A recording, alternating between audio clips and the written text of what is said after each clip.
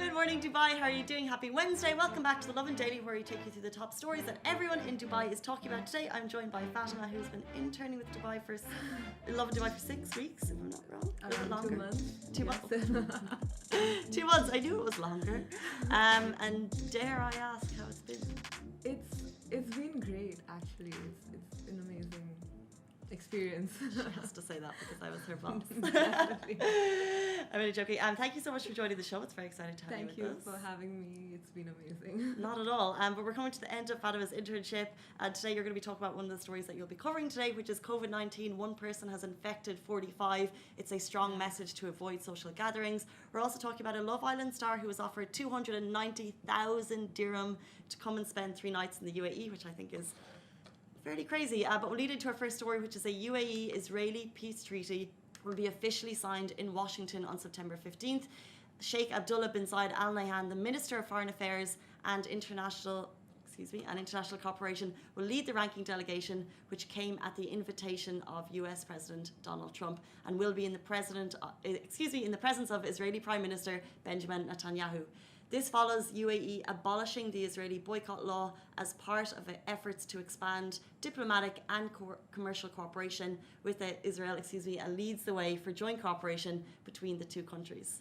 And that takes us into Fatima's story, which is something that broke yesterday evening, if I'm not mistaken. Yes, around 9 p.m. Mm-hmm. Yeah, so one UAE COVID positive case spread the virus to 45 other people.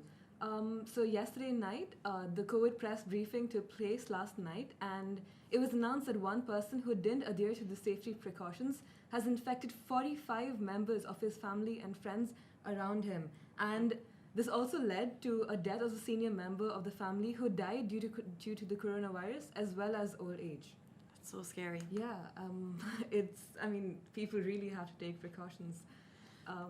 I think this is it. And like you said, it came at the press briefing yesterday evening. So every Tuesday, government are kind of giving media the latest updates about COVID-19 in the UAE. There were some positive developments as well, I think. They said over 7.5 million tests have been carried out in the UAE.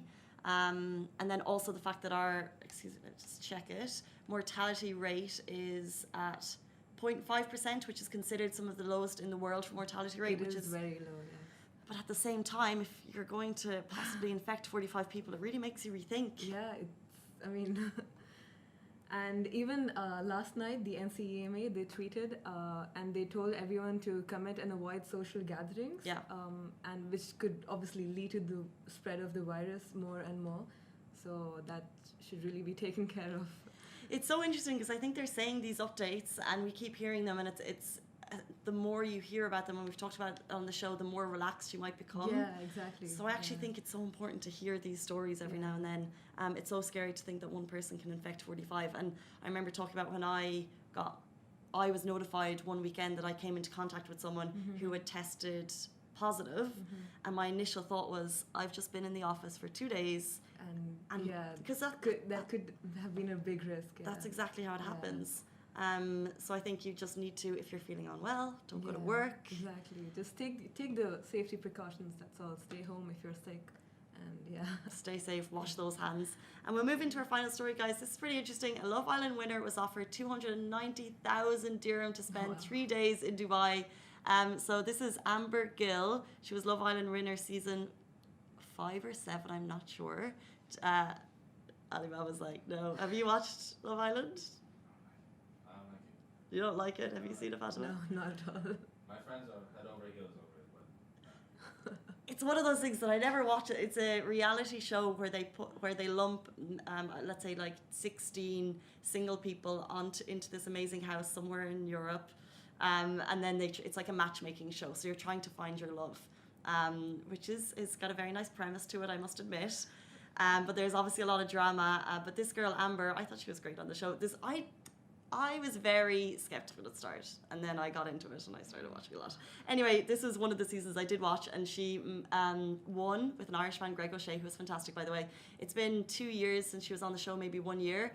And then recently she joined BBC Radio 1 Extra's Slide Into My Podcast, where they talk about what really happens on DMs, which I think is a great idea for a podcast. I just want to see how many followers she has on Instagram. So before we get into what happened with her, DMs and Instagram, have you gotten any? Or like, yeah. Weird ones? Definitely. Really? It's some are really, really crazy, and then the best part is when you play around and you act even more crazy. Like, Do you actually? I do. I like, but that's very rarely. I mean, I do that, but then just when I'm in the mood to play around or something. That's too funny. So if someone messaged you something strange, you respond with.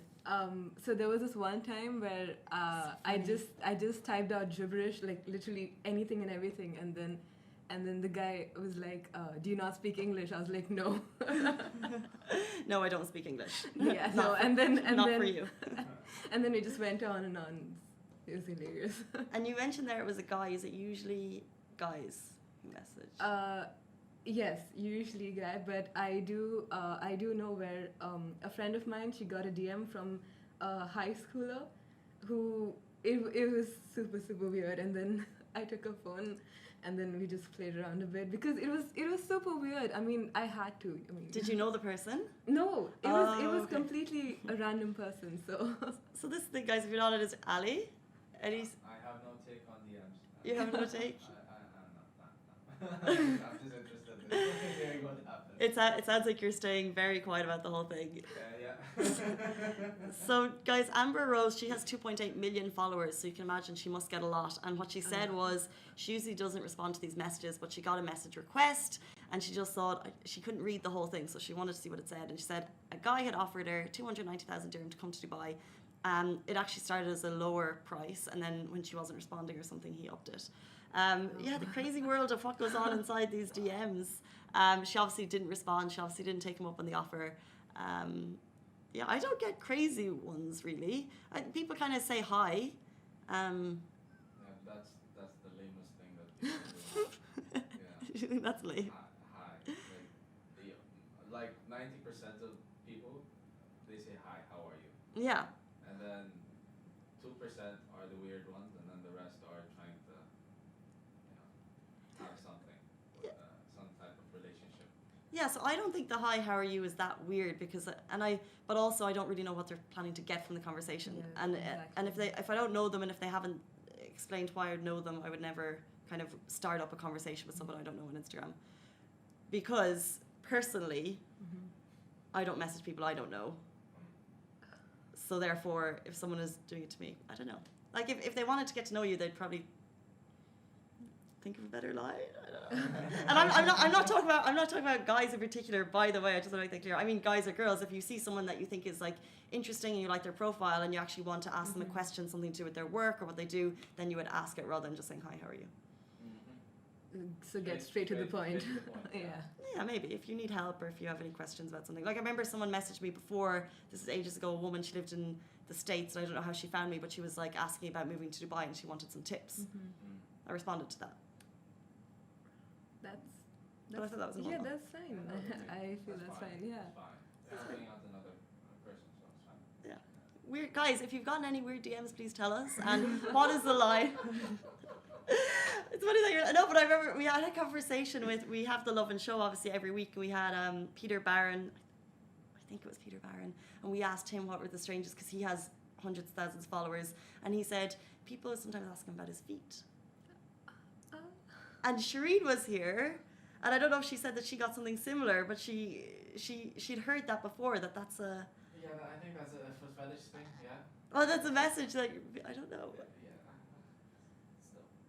On that note, those are top stories, guys. Fatima, thank you so much for being here. Thank you so much for having me. Not at all. Come back soon. Yeah, guys, stay safe. You've heard the story about one person affecting 45 people. We don't want to be that person. We don't want the numbers to rise any more than they have. So stay safe, wash your hands, and we'll see you tomorrow morning, same time, same place. Bye. Guys, that is a wrap for the Lovin Daily. We are back same time, same place every weekday morning. And of course, don't miss the Lovin Show every Tuesday where I chat with Dubai personalities. Don't forget to hit that subscribe button and have a great day.